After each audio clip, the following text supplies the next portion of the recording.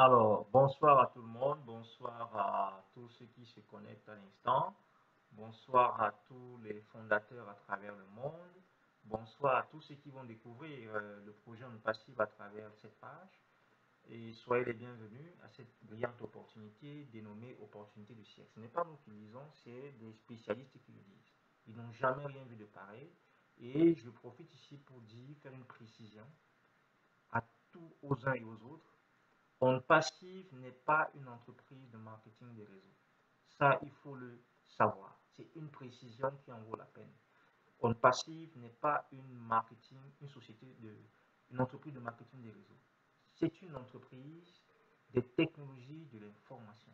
C'est une entreprise, qui utilise comme moteur, comme technologie, l'intelligence artificielle pour pouvoir porter et diffuser en même temps ces 50 produits en un seul bloc dénommé On Passive. Donc, sachez-le, c'est très important de le préciser. Et donc, sachez que c'est un géant. C'est quelque chose qui n'est pas encore sur le marché, quelque chose que nous n'avons pas encore rencontré dans nos vies. Et il est important de savoir dans quelle puissance, parce que On Passive, c'est une puissance. C'est quelque chose qui ne coupe pas les rues à l'heure où on parle. Quelque chose qui n'est pas encore dehors. Donc, il est très important d'éviter de ne pas vraiment toujours avoir tendance à vouloir comparer cela au marketing des réseaux. Non. Vraiment, le PDG, c'est un génie. Et s'il a pensé euh, mettre sur pied ce genre d'entreprise, vous devez avoir la mesure de la dimension de l'entreprise dans laquelle nous nous trouvons. Donc, ces précisions faites, je pense que c'était assez important. Alors, avant de commencer à répondre à la question du quiz numéro 3, on ne sera pas trop long aujourd'hui. Il est important de vous demander une fois de plus de vous abonner à cette page et surtout de euh, euh, euh, cliquer sur les cloches de notification pour ne pas manquer les prochaines vidéos. Et je vais vous expliquer, je peux vous expliquer, chers internautes, ici, c'est que nous, au niveau du leadership francophone d'Afrique, nous qui avons choisi d'adhérer au gros projet On Passive, la raison, elle est essentielle. À travers nos petits quiz, vous vous rendez compte que quand vous allez assimiler les quiz, à un moment donné, vous aurez vous-même la maîtrise de la dimension dans laquelle vous vous trouvez. La maîtrise de la dimension de l'entreprise, la maîtrise du, du niveau de technologie, du niveau d'implication, du niveau de structure dans laquelle nous avons adhéré. C'est très important de le savoir et surtout, profitez de l'opportunité, partagez l'information à vos proches. Donc, cliquez sur la petite notification et on se retrouve juste après. Alors, bonsoir à tout le monde. Soyez encore les bienvenus une fois de plus. Alors, nous allons aller rapidement. Le quiz On Passive Before Soft Launch, quiz numéro 3. La question était la suivante. Le choix de la construction de l'immeuble On Passive en Inde et de Rabat représente un atout stratégique et favorable à rendre millionnaire en dollars les fondateurs très peu d'années seulement après le lancement. Citez donc deux raisons essentielles qui justifient ce choix. Alors, on va aller très vite. En première intention, je vous donnerai les différentes réponses, mais ensuite, je vous ferai part des vidéos, des sources qui rendront mes propos un peu plus fiables. Des sources que nous allons retrouver quand même quand nous préparons ces vidéos sur Internet qui rendront mes propos un peu plus fiables. Alors, quelles sont les deux raisons? Il peut y en avoir plusieurs, ok? Plusieurs raisons d'ordre stratégique qui justifient l'implantation ou la construction de l'immeuble On Passive, c'est la branche technique en Inde. La première raison stratégique essentielle, c'est uniquement, ou c'est d'abord pour des raisons de qualité des ressources humaines. La première raison stratégique pour laquelle notre PDG, qui est un génie, a implanté l'entreprise On Passive en Inde, la première raison, c'est d'abord pour des raisons d'ordre stratégique, d'ordre sur le plan des ressources humaines. Ok?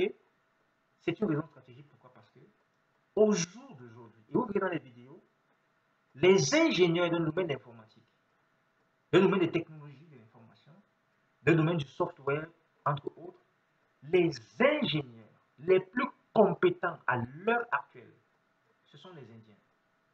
Les ingénieurs les plus compétents à l'heure actuelle, ce sont les Indiens.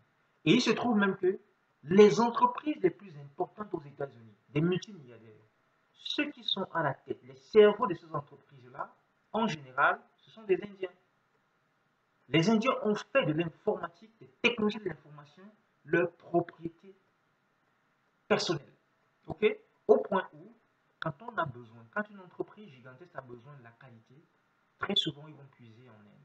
Et par ailleurs, quand de brillants étudiants ont besoin de faire des formations de très haut niveau de pointe, à moins de coûts en général, ils vont en Inde. Donc l'Inde aujourd'hui représente exactement ce qu'étaient les Juifs à une certaine période où tous les grands organismes, toutes les grandes structures dans le monde entier avaient besoin des Juifs pour pouvoir relancer les entreprises, relancer l'économie des pays, ainsi de suite. Donc, nous sommes dans une situation où notre PDG, qui est un visionnaire, qui est un génie, a pensé brièvement à installer l'entreprise en passif en Inde pour des raisons de qualité des ressources humaines. C'est très important. C'est vrai que certains dans la toile ont l'habitude de faire comprendre que euh, la raison pourrait être la main-d'œuvre qui doit être moins chère. Ça, c'est une raison. Mais pour moi et pour nous, ceux du leadership francophone, qui vous parlons à travers moi, nous pensons que la raison de main-d'œuvre moins chère est une raison pour moi qui doit être un peu minable. Bon, je veux dire une raison qui n'est pas la dimension de la raison essentielle de ce plan. Parce que dites-vous une chose, s'il faut choisir pour rendre une entreprise compétente entre la main-d'œuvre qui est faible et les ressources humaines, la qualité des ressources humaines qui est importante, en première intention, c'est d'abord la qualité des ressources humaines. Parce que si vous avez une entreprise où vous payez, où la main-d'œuvre n'est pas chère, c'est qui est une caractéristique au moins quand même pour pouvoir bien démarrer quand on veut lancer une entreprise. S'il faut faire le choix, la priorité est donnée d'abord à la qualité des ressources humaines avant de voir la main-d'œuvre. Donc pour nous, du leadership francophone, nous avons d'abord en priorité la qualité des ressources humaines. Donc M. H. Mouffara n'est pas allé en Inde, n'est pas allé, pardon, en Chine implémenter la branche technique. Il n'est pas allé en Allemagne, parce qu'on sait très bien que l'Allemagne, en Europe, c'est quand même un géant, et l'Allemagne fait partie des top 5 quand même des pays les plus industrialisés dans le monde entier, les pays les plus riches dans le monde entier. Il n'est pas allé en Allemagne, il n'est pas allé au Canada, il n'est pas allé dans tous ces grands pays. Il a choisi d'aller implanter la branche technique de son entreprise en Inde. Donc la première raison, c'est d'abord pour les raisons des ressources humaines, la qualité des ressources humaines qui sera là. Ok? Ça c'est la première, ça c'est vraiment clair. Et puis on va passer des vidéos, vous allez voir, et puis vous allez vous faire vous-même vos propres idées. La deuxième raison, alors c'est une raison que moi j'aime bien, c'est une raison de visionnaire. C'est une raison liée aux perspectives à venir, c'est-à-dire à la projection qu'a voulu se faire le PDG dans les années à venir. C'est-à-dire, il s'est dit, quel peut être l'avenir dans 5 ans? Quel peut être l'avenir dans les 10 prochaines années? Maintenant, l'autre raison que nous pouvons évoquer, c'est, elle est liée à la démographie aussi, c'est que en 2030, ou à partir de 2025 déjà, les signaux seront au vert. Quand on voit l'incidence, quand on voit la croissance économique de l'Inde, une croissance à 2 chiffres pour une population pareille, quand on voit la transformation qu'a ce pays depuis au moins les 10 ou les 15 dernières années, l'Inde en 2030, ou à partir de 2025, ce sera la 3e économie mondiale. Alors ça, c'est une vision qu'a eu notre PDG. Implémenter une branche technique d'une entreprise dans un pays qui sera la 3e puissance mondiale dans les prochaines années, c'est tout simplement une vision stratégique. Associé à cela, la population de l'Inde, c'est-à-dire on aura un pays hyper développé, mais dont la population, autour presque de 2 milliards d'habitants, aura à disposition les produits, les 50 produits. Donc, s'il y a une population qui aura la priorité pour la consommation des produits en passif, dans les années à venir, ce sera les Indiens. Imaginez donc que seulement 2 milliards de personnes consomment les produits on passif, les premiers bénéficiaires, ce sera nous. Et donc, voilà donc les stratégies utilisées pour que plutôt les fondateurs puissent être eux aussi des multimillionnaires en dollars en quelques années seulement. Ça, c'est une vision stratégique de notre PDG. Et sans plus tarder, je vais vous donner des sources et des vidéos que j'ai trouvées en ligne qui expliquent un peu plus techniquement et scientifiquement mes propos que je viens d'évoquer. Et on se retrouve juste après pour faire la synthèse. À tout de suite. C'est l'heure d'Aujourd'hui l'économie. Bonjour Dominique Bayard. Bonjour Arnaud, bonjour à tous. L'Inde est désormais le 6e pays le plus riche au monde en termes de produit intérieur brut, devant la France, rétrogradée au 7e rang. Ces chiffres sont fournis par la Banque mondiale et cette ascension fulgurante va se poursuivre. Oui, le produit intérieur brut de l'Inde a doublé en 10 ans. Il continuera à progresser à très vive allure, dopé par la croissance record que le sous-continent connaît depuis plusieurs années, de l'ordre de 7% par an. À ce rythme, l'Inde devrait rapidement dépasser le Royaume-Uni, puis l'Allemagne, puis le Japon et devenir, dans moins de 10 ans, la 3e économie mondiale, derrière celle des États-Unis et de la Chine, d'après les projections d'un institut britannique. D'après le magazine Forbes, on dénombre aujourd'hui 119 milliardaires indiens. Il n'était que 2 dans les années 90. Tous les spécialistes et toutes les prospectives s'accordent à dire que l'Inde va être le pays le plus nombreux d'ici 2025, Olivier. C'est-à-dire qu'en réalité, dans moins de 10 ans, pour la première fois dans l'histoire de l'humanité, et combien de fois aurons-nous l'opportunité de dire dans les rendez-vous de la géopolitique, pour la première fois dans l'histoire de l'humanité, l'Inde va dépasser démographiquement la Chine et sera la première puissance démographique au monde. Et il y a un deuxième paramètre qui me paraît très important à souligner dans la continuité de nos propos, c'est qu'aujourd'hui, 50% des Indiens ont moins de 25 ans.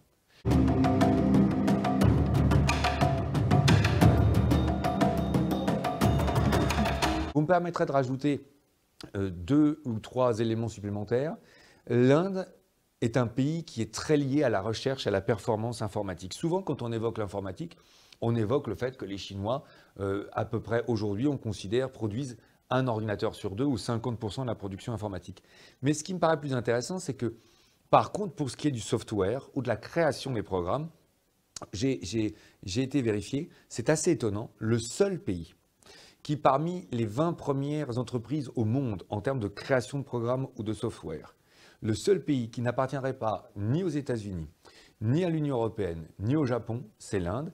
Et d'ailleurs, il y a une entreprise qui s'appelle Tata Consulting, qui est la 15e entreprise au monde en termes de recherche d'informatique. Sans oublier que beaucoup aujourd'hui de chercheurs en Californie sont en réalité des chercheurs indiens. Donc là, on voit bien l'importance qu'a déjà l'Inde sur des secteurs stratégiques. Et vous me permettrez un dernier élément de ce point de vue-là, justement en termes de recherche, mais globale. Ce qui est assez saisissant sur les rapports, alors nous sommes en 2018, donc sur les statistiques qui ont été mises en place à la fin 2017, et à laquelle nous deux nous sommes forcément sensibles, mais à fortiori vous, Olivier, qui êtes chercheur. Ce qui est assez passionnant, c'est que en fait, l'Inde a monté de 6 places aujourd'hui dans les rangs des pays qui ont le plus de recherche accréditée ou de chercheurs, et que c'est assez facile d'un moyen mémotechnique, elle est aujourd'hui le 6e pays qui a le plus de chercheurs ou le plus de recherche. Donc on voit bien au simple énoncé de ces quelques paramètres qu'on a affaire normalement à un pays fantastique en termes de puissance potentielle. Alors, mes chers internautes, après avoir dégusté les différentes vidéos partagées, j'espère que vous avez compris un peu mieux le quiz numéro 3. Vous comprenez un peu mieux le génie qui se cache derrière H. Moufara, le PDG On Passive. Vous comprenez très bien que c'est un projet qui a été véritablement pensé sur tous les compartiments. Alors, vraiment, je tenais une fois de plus à dire, nous avons la chance d'être membre fondateur de ce géant. Quand on imagine qu'on est en Afrique, on est au Congo, on est au Cameroun, on est au Sénégal, on est en Guinée-Conakry, et qu'on a la possibilité, par exemple, d'être membre fondateur d'une entreprise de ce niveau. Alors, tout ce qu'on peut dire, c'est merci à Dieu, merci à ceux qui nous ont donné cette opportunité. Et nous pensons effectivement, nous, le leadership, que il est important pour nous les Africains de continuer à diffuser l'information parce que nous sommes effectivement dans une puissance. Écoutez bien, nous sommes dans une puissance. Et cette puissance-là, nous allons tous être membres fondateurs et nous allons profiter des retombées de cette entreprise. Donc sur ce, je tiens à vous dire merci à tous ceux qui ont participé encore une fois de plus. Vous aurez des noms, je vais donner les noms dans les forats de ceux qui ont réussi à trouver quand même des questions, c'est important. Et continuez à être connectés à cette page et dans les forats parce que au fur et à mesure, nous irons chercher les informations utiles pour vous présenter et afin que vous puissiez les déguster non seulement et puis partager aussi à vos frères et à vos contacts. Sur ce, nous disons merci et we need to win it. À la prochaine.